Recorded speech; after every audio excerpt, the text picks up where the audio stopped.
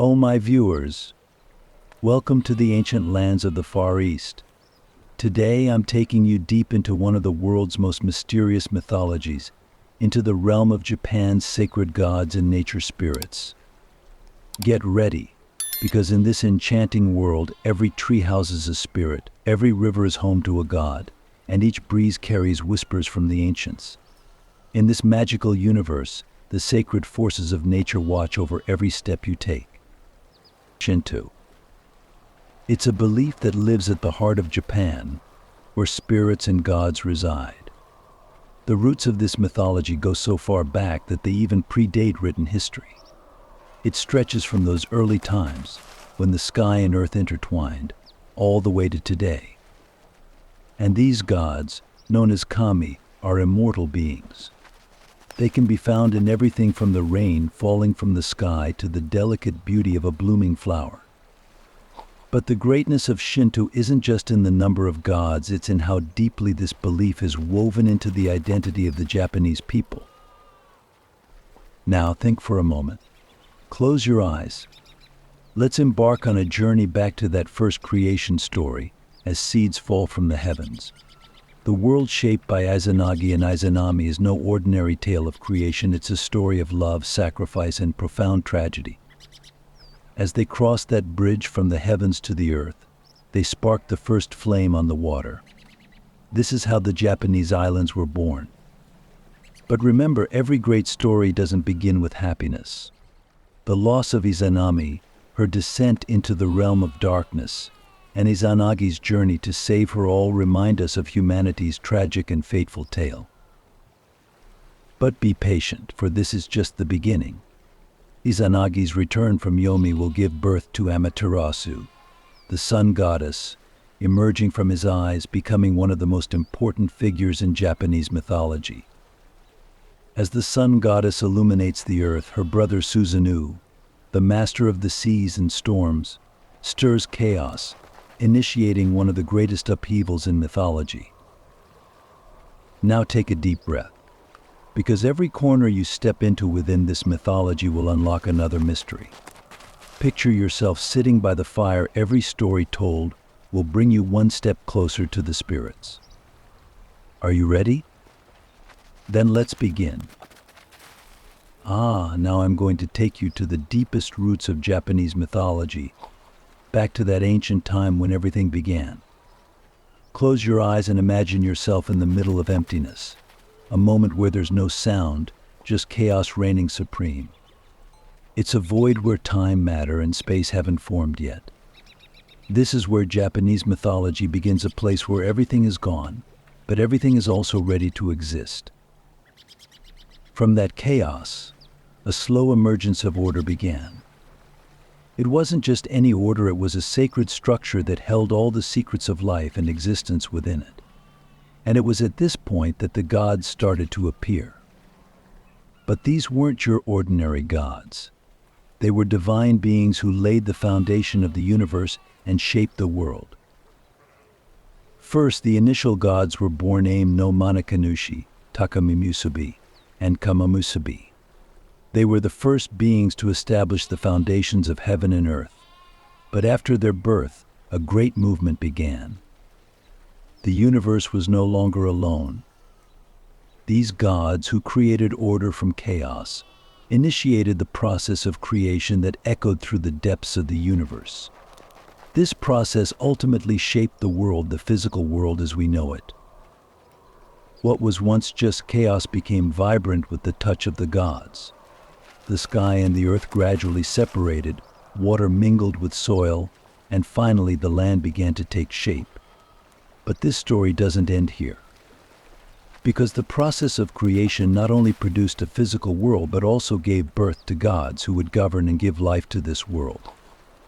Izanagi and Izanami, the architects of the earth, the organizers of life and death, two of the most significant figures in Japanese mythology.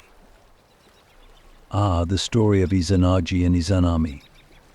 This ancient couple stood on a sacred bridge extending from heaven to earth, beginning to create the world.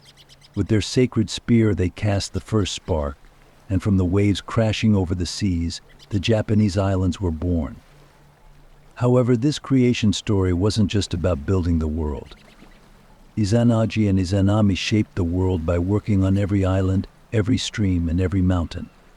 And not only did they create land, but they also began to create gods. Each one entered this world as a sacred being that ruled over nature. However, deep within this story lies a tragedy.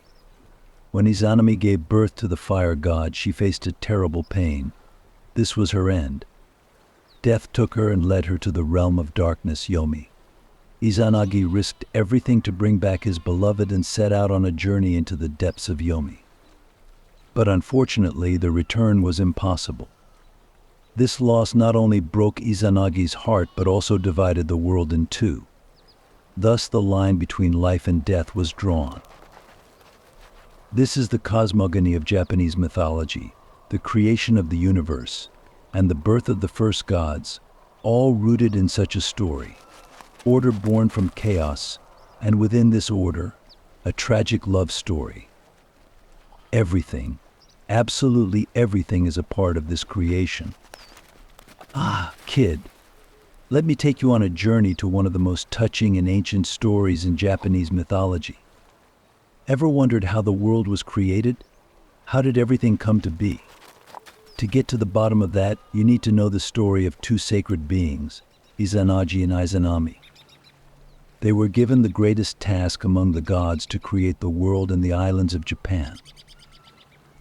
A long time ago, when heaven and earth hadn't been separated yet, everything was in chaos. But then, Izanagi and Izanami were chosen to bring order to the universe and shape the world. Back then, they stood on the sacred bridge where the heavens and earth met. They held a divine spear, a gift from the gods, which was their most powerful tool. With a motion from the heavens, they stirred the vast waters below. As they twisted the spear, the first sparks began to fall like drops from the sea. As these drops descended into the depths of the ocean, they gradually solidified. And that's how the first island of Japanese mythology, Onogoro Island, was born. But the story doesn't end there. Once Izanagi and Izanami set foot on the island, they decided to expand this world further. Step by step, they created the other islands that make up Japan. They infused each island with the spirit of nature. The mountains, seas, rivers, and valleys were all miracles born from their hands. The islands were no longer alone, each became a center of life. Izanagi and Izanami didn't just create islands, they brought life itself into this world. Their love, though divine, had a human depth to it. Together, they witnessed the creation of mountains, rivers, trees, and animals. Even gods and goddesses were born from their sacred bond. Each of them entered this world as holy beings ruling over different aspects of nature. This was a time filled with the miracles of creation. But you know how every miracle hides a tragedy behind it? That same fate awaited these creative gods as well. When Izanami gave birth to the fire god Kagutsuchi, everything changed.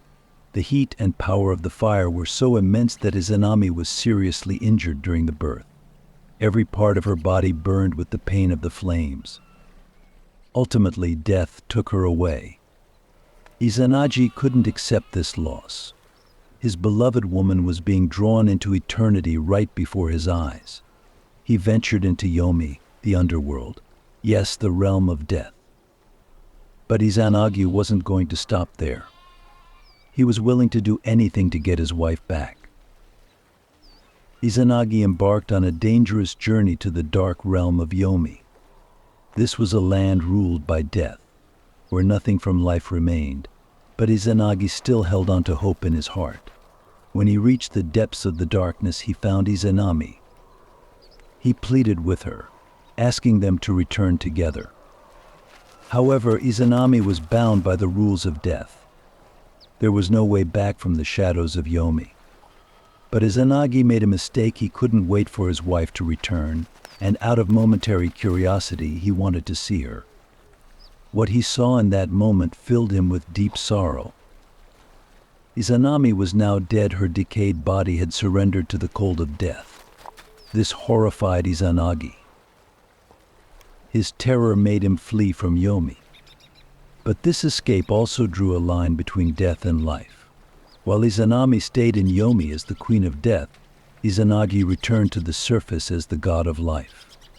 This separation determined not only their fates but also the fate of the world.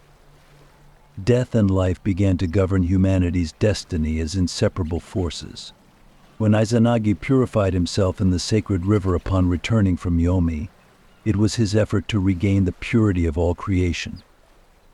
It was during this purification that gods like Amaterasu, Tsukuyomi, and Susanoo were born, becoming some of the most powerful and important figures in Japanese mythology. This story illustrates how not only the world but also death and life exist in a delicate balance. The fate of Izanagi and Izanami is a love story that wrote its own destiny while creating the world. The roots of the world were shaped by the hands of these two gods, with the paths of death and life drawn by their tragedy. Once upon a time, when the heavens and the earth hadn't been separated yet, everything was in chaos. But then, among the gods, Izanagi and Izanami were chosen to bring order to the universe and shape the world. Back then, they stood on a sacred bridge where the heavens and the earth met. They held a holy spear that the gods had granted them, which was their most powerful tool. With a movement, they plunged the spear into the vast waters below. As they stirred it, the first sparks began to drop like droplets onto the surface of the sea. As these droplets sank into the depths of the ocean, they slowly started to solidify, and thus the first island in Japanese mythology, Anagoro Island, was born. But the story doesn't end there. When Izanagi and Izanami set foot on the island, they decided to expand this world further. Together, they created the other islands that make up Japan, step by step. They infused each island with the spirit of nature. Mountains, seas, rivers, and valleys were miraculous creations that came from their hands. The islands were no longer alone, each began to become a center of life. Izanagi and Izanami didn't just create islands, they brought life itself into this world. Their love, while divine, had a human depth to it. They witnessed the creation of mountains, rivers, trees, and animals together. Even the gods and goddesses were born from their sacred bond. Each one stepped into this world as a sacred being ruling over a part of nature. This was a time filled with the wonders of creation. But as they say, behind every miracle lies a tragedy, and the same fate awaited these creative gods. Everything changed when Izanami gave birth to the fire god Kagutsuchi. The heat and power of the fire were so intense that Izanami was severely injured during the birth. Every part of her body burned with the pain of the fire. Ultimately, death took her. Izanagi couldn't accept this loss. The woman he loved was being pulled into eternity right before his eyes. He ventured to Yomi, the land of the dead, yes, the kingdom of death. But Izanagi didn't stop there. He was determined to do whatever it took to bring his beloved back. Izanagi embarked on a dangerous journey to Yomi, the land of darkness. This realm was ruled by death, a place where nothing from life remained. But Izanagi still held on to hope in his heart. When he reached the depths of darkness, he found Izanami. He begged her, asking for them to return together. However, Izanami had to abide by the rules of death. There was no way back from the shadows of Yomi. But Izanagi made a mistake driven by a moment of curiosity. He wanted to see her without waiting for her return. And what he saw in that moment filled him with the deepest sorrow. Izanami was now dead, her decayed body had succumbed to the coldness of death. This horrified Izanagi. His shock led him to flee from Yomi. But this escape also drew a line between life and death. While Izanami remained in Yomi as the queen of the dead, Izanagi returned to the surface as the god of life. This separation determined not only their fates but also the fate of the world. Death and life began to govern humanity's destiny as inseparable forces. When Izanagi returned from Yomi, he purified himself in the sacred river, striving to regain the purity of all creation. It was during this purification that gods like Amaterasu, Tsukuyomi, and Susanoo were born, becoming some of the most powerful and significant figures in Japanese mythology. This story tells us how not only the world but also death and life exist in a balance. The fate of Izanagi and Izanami is a love story that wrote their destinies while creating the world. The roots of the world took shape in the hands of these two gods, with the paths of death and life marked by their tragedy. Amaterasu. She is the dazzling goddess of the sun, the light of the heavens, and the source of Japan's noble lineage, the royal family. Her story isn't just any tale of a goddess, it's the most sacred narrative at the heart of all Japanese mythology. Close your eyes and imagine that unique sun lighting up the sky as it opens the way to the realm of legends, revealing Amaterasu behind that radiant being. According to the legend, Amaterasu was born in the bosom of the divine heavens, shining with a brilliant light. She wasn't just a goddess, she was the soul and protector of all Japan. One night, while her father Izanagi was bathing in the darkness, he found peace in the bright light of his daughter Amaterasu. He lifted her up and placed her in the majestic sky. Thus, Amaterasu became the ruler of the heavens and the guide for humanity. The rising sun of Japan was seen as her symbol. Thanks to her, the people enjoyed lively days filled with light and prosperity. But unfortunately, even goddesses have challenging siblings.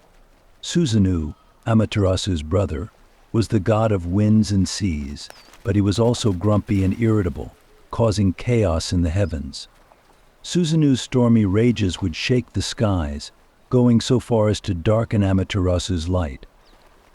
One day, Susanoo caused so much trouble that it became impossible for Amaterasu to tolerate him any longer. Amidst all those furious storms, she sought a place where she could protect herself and find inner peace. At that moment, she made a decision: she would hide away in a sacred cave, plunging both the heavens and the earth into deep darkness. Suddenly, the whole world turned dim and pale. People began anxiously waiting in this cold, wintry darkness. The gods gathered in Amaterasu's absence. Among them, the wisest, the goddess Aim-no-Uzum, devised a plan. She approached the cave and began dancing with laughter. Her joyful sounds and the enthusiastic applause of the gods managed to catch Amaterasu's attention.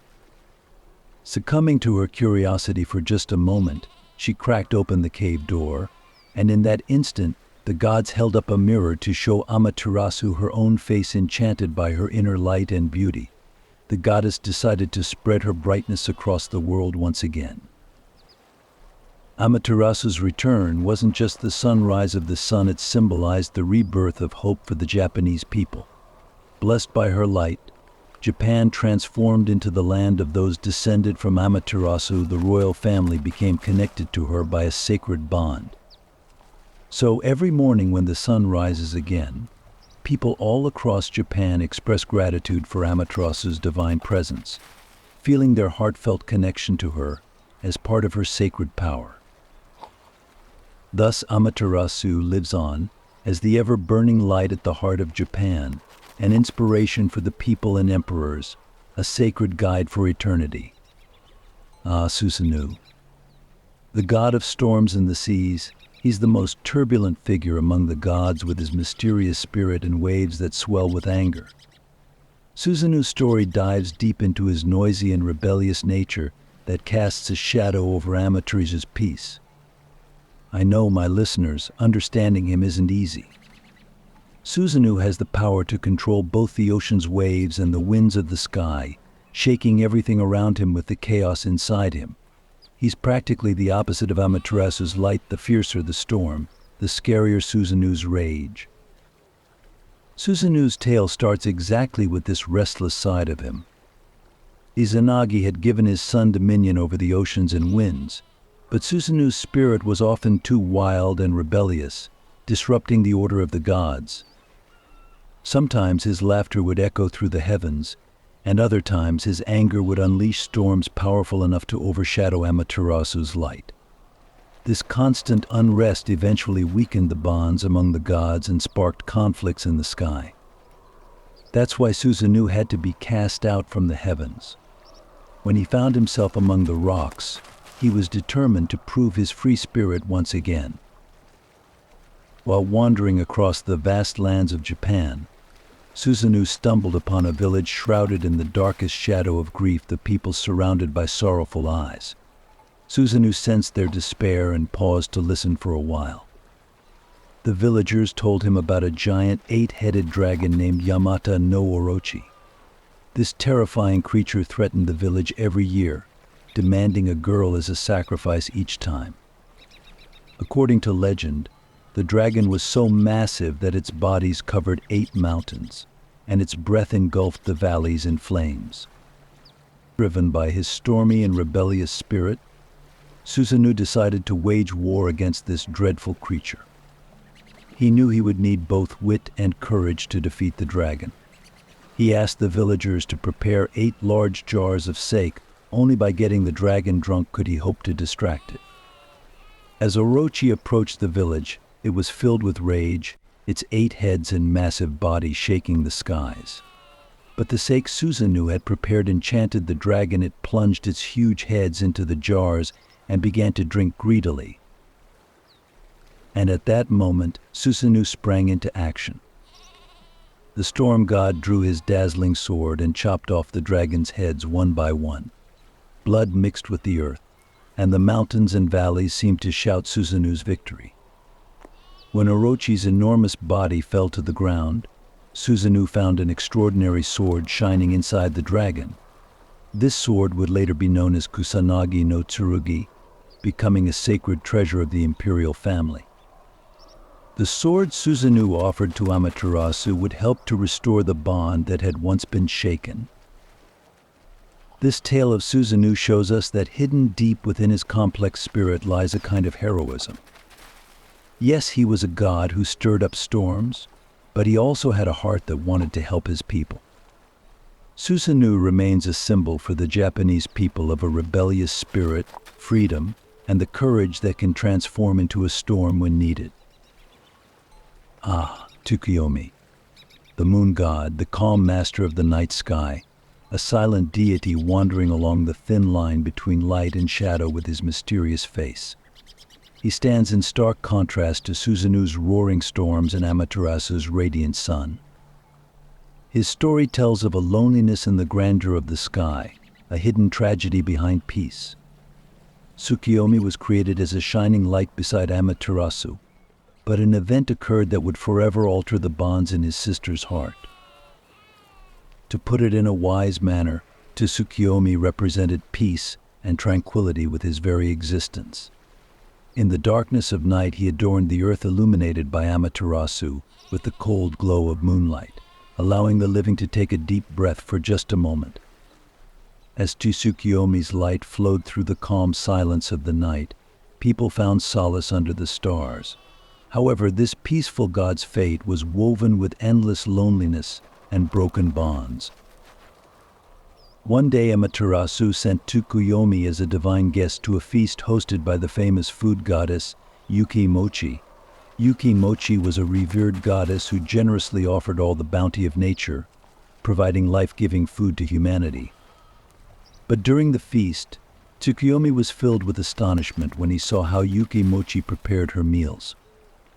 The goddess produced food from her own body, from her mouth, nose, and other places. This showcased her creative power tied to the abundance of nature. However, to Tsukuyomi, this seemed like a disrespectful act. The goddess had cast a shadow over the sacredness in his eyes. Filled with rage, he couldn't tolerate such a ceremony at such a holy gathering and killed Yuki Mochi on the spot. This tragic event reverberated deeply in the world of the gods. When Amaterasu learned of her beloved brother Tsukuyomi's cold-bloodedness, her heart shattered and her trust in him was obliterated. From that moment on, Amaterasu distanced herself from Tsukuyomi, condemning him to the loneliness of the night sky. Tsukuyomi would never again approach the sun. Thus, night and day became irreparably separated. The cold glow of the night could never reunite with the warm light of day. Since then, Tsukuyomi has wandered the sky silently, filled with sorrowful loneliness with every lunar cycle. His light isn't as powerful as Amaterasu's warm sun, but it is filled with deep calmness and melancholy. The Japanese people see his loneliness in the moonlight. They feel the traces of loss and regret. This story is a reminder of a tragedy echoing in the moon god's world, a tale where love and trust are shaken by betrayal. Tsukuyomi's pain shines in the night sky each evening, inviting the people to reflect and listen to themselves under the moonlight. Tsukuyomi remains the saddest god of the nights with his silent, mysterious light, and his story reminds us that every balance comes at a cost, like the night and day that will never unite again. The story of Ninigi. It's an ancient connection the gods offered to humanity, almost like the touch of divine light on the earth. Once upon a time, as a path opened from the realm of the gods to humankind, Amaterasu decided to send a descendant who would cross this bridge and illuminate the world. Her choice was her precious grandson, Ninigi. This event would mark the beginning of both Japan's first rulers and the royal lineage, but it was more than just a crowning. It was a sacred mission, a journey sealed with an oath. Ninigi's descent to Earth was Amaterasu's way of gifting her lineage to the world.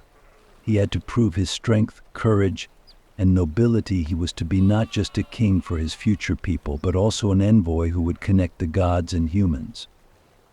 Amaterasu bestowed upon her grandson 3 sacred treasures: a mirror, a sword, and a jewel. These treasures were symbols of his spiritual power and reminders of the divine responsibilities he would carry on Earth.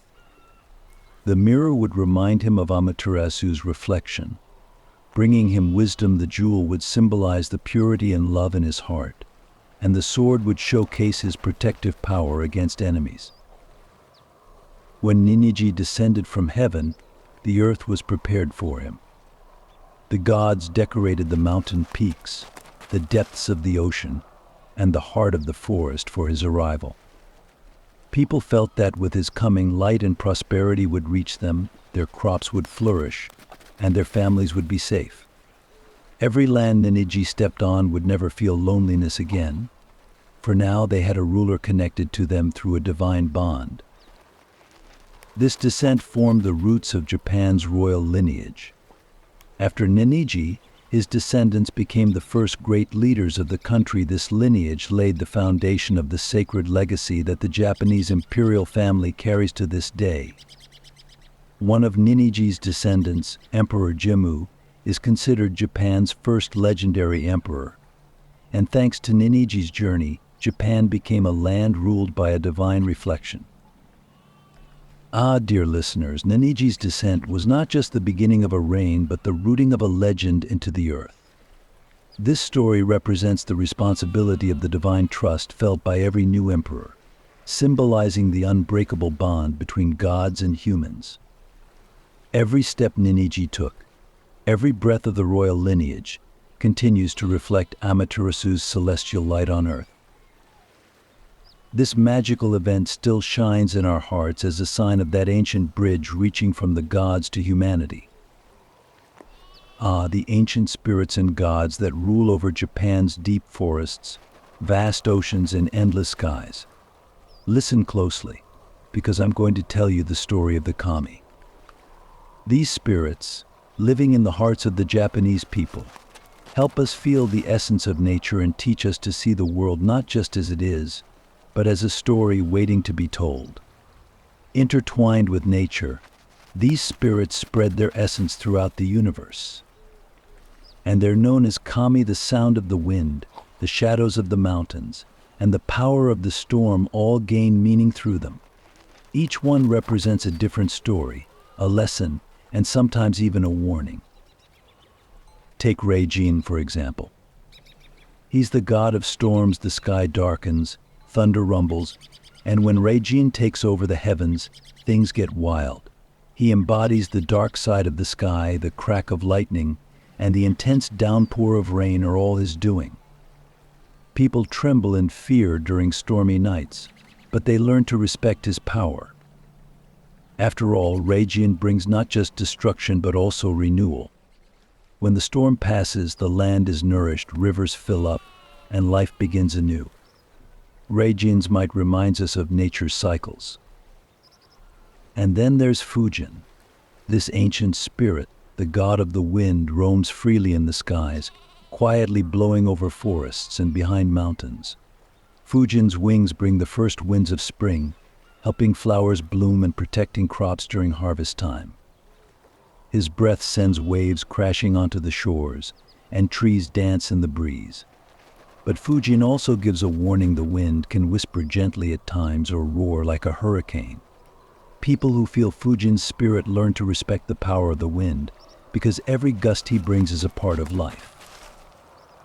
Then we have Inari, one of the most revered gods in Japan. Those under his protection find prosperity and peace. Inari is the god of rice fields in Japanese culture. Rice symbolizes life and abundance. He's the guardian of fertility, productivity, and wealth. Farmers express their gratitude to him every harvest, seeing his mark in every grain of rice that flourishes in their fields. Inari's sacred foxes are creatures that hold deep secrets about the god. They're seen as messengers, believed to be clever and mysterious. But kami aren't just limited to these powerful beings. In every corner of Japan, on mountain peaks, deep in forests, and flowing in rivers, countless spirits reside. Each tree and rock is believed to have a spirit. Nature is alive, and the people show respect to these divine spirits, treating their world as sacred. This is the essence of Shintoism, the respect for the interconnected existence of nature and humanity. My listeners, Japan's sacred kami are representatives of a profound belief that reminds the people they are a part of nature and the universe, ensuring peace and balance. You can feel Fujin's breath in every breeze, Reijian's touch in every raindrop, and Inari's kindness during harvest time. There's an unbreakable bond between the kami and the Japanese people. Life is lived under the guidance of these spirits, in the sacred cycle of nature, and passed down from generation to generation. Yes. A journey is about to begin into the most magnificent legends of Japanese mythology, the world of gods and heroes. As the crackling of fire echoes in your ears, another time comes alive before your eyes. Ancient battlefields where gods and humans treaded the delicate threads of fate. Take a deep breath and soak in the air of those days. In Japanese mythology, the wars between gods and humans were often power struggles that could change worlds. But these battles weren't fought only with swords, they were also waged with intelligence, wisdom, and courage. These conflicts laid the groundwork for the legends that would immortalize the names of heroes. Let's first turn our attention to one of the main characters of these mythological battles, Susanoo. The god of storms and the sea, Susanoo was known for his fierce temperament as much as his bravery. His conflicts with his sister Amaterasu had led to one of the greatest tensions among the gods. One day, Susanoo's legendary courage was put to the test when he rescued Kushinada Hime, who had been captured by a dragon. This dragon was the massive, 8-headed creature known as Yamata no Orochi. Susanoo's intelligence and strength were tested here, but he devised a plan. He got the dragon drunk from its 8 heads, and while it slept, he cut them off one by one, saving both Kushinada Hime and the land. This event became a turning point in the mythological world, and Susanoo's name began to be honored as a respected hero among the gods. After this battle, people began to worship Susanoo. They prayed on the mountaintops and by the sea to feel his power and protection. In every storm, they sought his fury. In every calm sea, they looked for his peace. This was one of the best examples of how heroism and sacrifice can be immortalized by a god. But Susanoo's heroics didn't end there.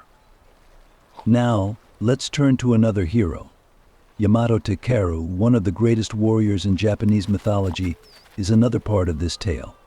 Born a prince, he became legendary on the battlefield. Amaterasu's most famous story begins with a trap set for him in a giant forest. He challenges his enemies with his sword, setting the forest ablaze, but Amaterasu wards off the flames with his magical sword, Kusanagi. In an instant, he pounces on his enemies and takes them all down. Like Susanoo, Amaterasu was also a hero blessed by the gods, and his story continues to be told as a legend from generation to generation. Mythological battles aren't just a show of strength by the gods, they are also significant challenges where humanity confronts fate. People encounter divine intervention during these wars, giving birth to heroes. Heroism requires not only strength but also courage, wisdom, and sacrifice. These battles in Japanese mythology shape the spirits of both gods and humans. But remember, these legends aren't just stories being told. Behind every battle, behind every tale of heroism, lies deep philosophy and lessons. Japanese mythology teaches us how fate is woven through these conflicts and just how powerful the human spirit can be. Every hero fought for a purpose, sometimes challenging the gods, and sometimes cooperating with them. And these battles continue to resonate within Japanese culture to this day. So as you try to grasp the lessons whispered by these wars, get ready to move on to our next story. Because in the world of the gods, an endless battle will always open another door. Now it's time to talk about the sacred places and rituals that feed the spirit of Japanese mythology. These places aren't just sites of worship, they're where the worlds of gods and humans touch. Picture those sacred spaces where spirits, deities, and humanity draw closer together, where nature is honored and time seems to stand still. The whisper of the wind in the branches feels like a quiet echo of the bond between earth and sky. In Japanese mythology, nature is considered the most fundamental sacred entity. Mountains, rivers, forests, and even stones. They're all seen as homes for the gods and places where spirits dwell. These sacred sites are sources of peace and inspiration for the Japanese people. Each one carries a story, a memory, a whisper. But let's take a look at Ai Shrine, the largest of these sacred spaces. Ai Shrine is one of the most revered temples built in honor of the sun goddess Amaterasu. Her light gives strength and wisdom to Japan's rulers, and this shrine is believed to be the place where her purest energy is stored. When you step into Ai's, you can feel a divine tranquility enveloping you in the silence of the surrounding trees. Every year, thousands of people come here to pay their respects to the goddess and purify their spirits in this nature-filled temple. Of course, it's not just Ai's. The sacred sites of Japanese mythology are spread all over the country.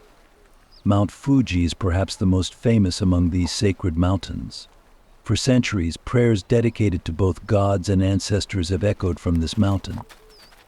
It's not just a geographical feature, it symbolizes the journey of the human spirit toward the divine. Every climb represents both a physical and spiritual purification. Those who reach Fuji's summit are believed to draw even closer to the gods. Now that we've mentioned sacred places, we can't forget about Shinto rituals. The Japanese people express their respect and love for their gods through these rituals. Each ritual is like a carefully designed dance with a specific purpose, honoring the gods, soothing spirits, and harmonizing with nature. Each of these rituals strengthens the closeness between the gods and humanity. When a Shinto priest begins a ritual holding a bell, the sound seems to rise to the heavens, as if carrying a message to the gods. A clean purification process would begin. People wash their hands with pure water, preparing to purify themselves both physically and spiritually. This washing reflects the concept of purity that lies at the heart of Japanese mythology. Purity is the key to connecting with the gods. That's why rituals often express the purity that comes from water, fire, and air. Sometimes, offerings to the gods are also part of these rituals. Kagura dances are performed to entertain the gods and please their hearts. As one of the oldest dances offered to a deity, Kagura is both an aesthetic display and a ritual that connects the gods and humanity. The priests and priestesses, dancing in the gentle breeze, say they can feel the breath of the gods. Another important aspect of rituals is their connection to the seasons. When spring arrives, the Nyanamisai rituals begin, aimed at ensuring the fertility of rice fields. This ceremony celebrates the blessings of both the earth and the gods. Rice is not just a food for the Japanese people, it's a gift from the gods. Therefore, every harvest from the rice fields is an opportunity to express gratitude to the deities. Another significant ritual is Obon. Obon is a festival held to honor the spirits of ancestors and to ensure they find peace. As lights rise into the sky and lanterns drift on rivers, this ritual feels like a timeless dance where humans and spirits come together. This night, when ancestors and gods unite, is lived as a sacred moment that connects the past and the present. These sacred places of Japanese mythology and Shinto rituals are the deepest reflections of the ongoing bond between gods and humans. Each ritual, each sacred site, tells us about the belief in the existence of the gods and the sanctity of nature. In these sacred spaces, time and space lose their meaning, and spirits become one. Japanese mythology isn't just a memory from a distant past. Its echoes are still alive in the depths of Japanese culture today. Legends, tales, gods, and heroes flow through modern Japan, leaving their mark on its art, literature, and even daily life. Let's take a moment to think, how have the gods and heroes from centuries ago managed to stay in the collective memory for so long? The secret lies in the profound stories of Japanese mythology that touch the human spirit. Let's take a closer look at how these ancient stories have shaped modern Japanese culture. First of all, Shintoism still has a huge impact on modern Japan. Millions of people continue to worship the old gods and pray to them. For instance, on New Year's Eve, millions of Japanese flock to temples, offering prayers for health, happiness, and prosperity. The roots of these rituals go deep into mythology. The light from the sun goddess Amaterasu has granted sacred power to Japanese emperors, and that sanctity is still preserved in modern Japan. For the Japanese, nature is the most sacred means of connecting with the gods. Trees, rivers, mountains, and even stones are considered sacred. People believe that these sacred beings harbor the spirits of the gods. The traces of Japanese mythology are also profoundly deep in the world of art. In traditional Japanese painting, depictions of gods, mythological figures, and supernatural beings are common. In the art of ukiyo-e, which is a form of woodblock printing, you can see terrifying representations of storm and wind gods like Reijin and Fujin. These images of Reijin unleashing thunder not only tell an ancient story but also showcase the power of storms and the uncontrollable might of nature. Modern Japanese artists continue to create new art forms inspired by mythological figures. In Japanese animation, especially in Studio Ghibli films, mythological themes are frequently explored. Movies like Spirited Away carry deep traces of Japanese mythology while telling stories about the connection between the spirit world and the human world. You can also hear the echoes of these legends in literature. Japanese mythological figures are often reinterpreted in modern Japanese literature. Legends and epics continue to inspire today's writers. For example, the story of Amaterasu's emergence from a cave has been retold many times as a tale of light triumphing over darkness. This story symbolizes a person's inner enlightenment and struggle to overcome darkness in Japanese literature. The sun goddess being trapped in a cave serves as a metaphor for humanity's battles with its inner challenges and darkness. These themes also appear in modern novels and poetry. However, perhaps the most powerful influence of Japanese mythology is felt in the daily lives, ceremonies, and festivals of the Japanese people. The Tanabata festival celebrates a mythological love story. The tale of Oriheim and Hikoboshi, who are separated among the stars and can only meet once a year, is more than just a story for the Japanese.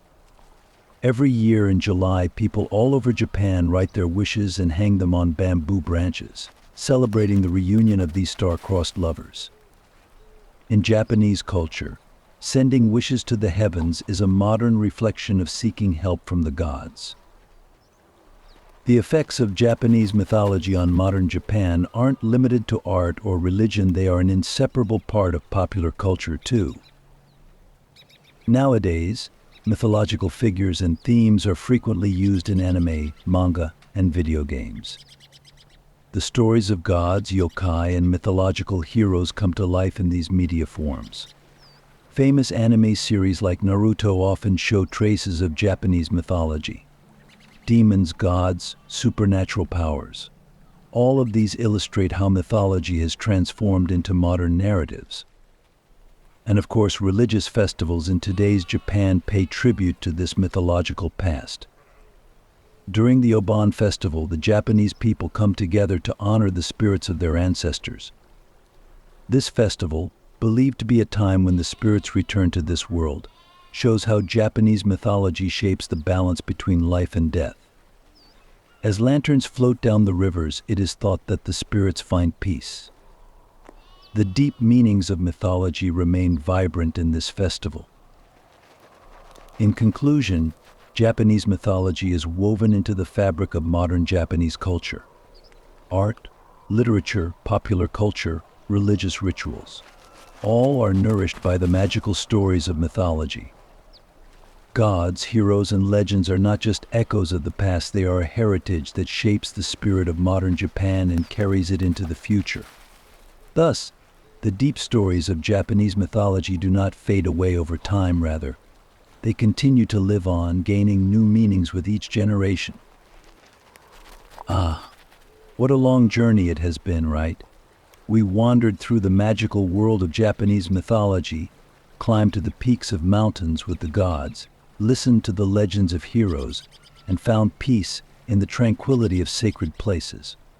All these myths and legends are not just stories, they are treasures that shape the spirit, identity, past, and present of a people.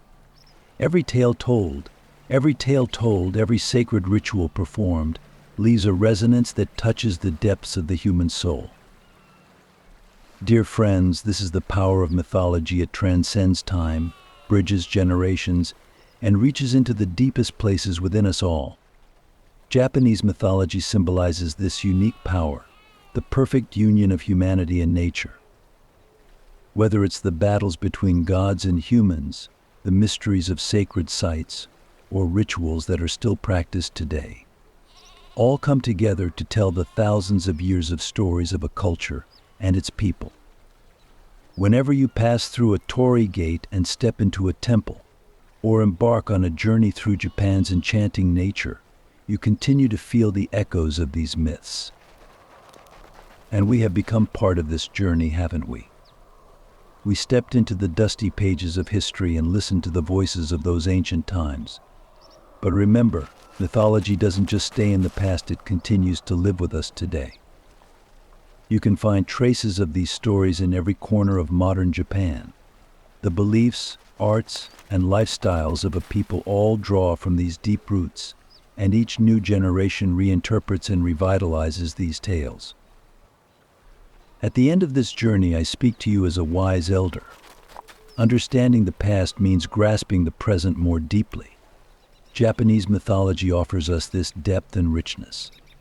Beyond gods and heroes, it helps us understand the human relationship with nature, our beliefs, and our imagination. Perhaps one day you too will step into Japan's mystical temples, participate in a Shinto ritual, or look up at the sky during a storm and feel Reijin's fury. In that moment, you'll realize once again what a powerful bond mythology is. So we've come to the end of another story, but every ending is a new beginning.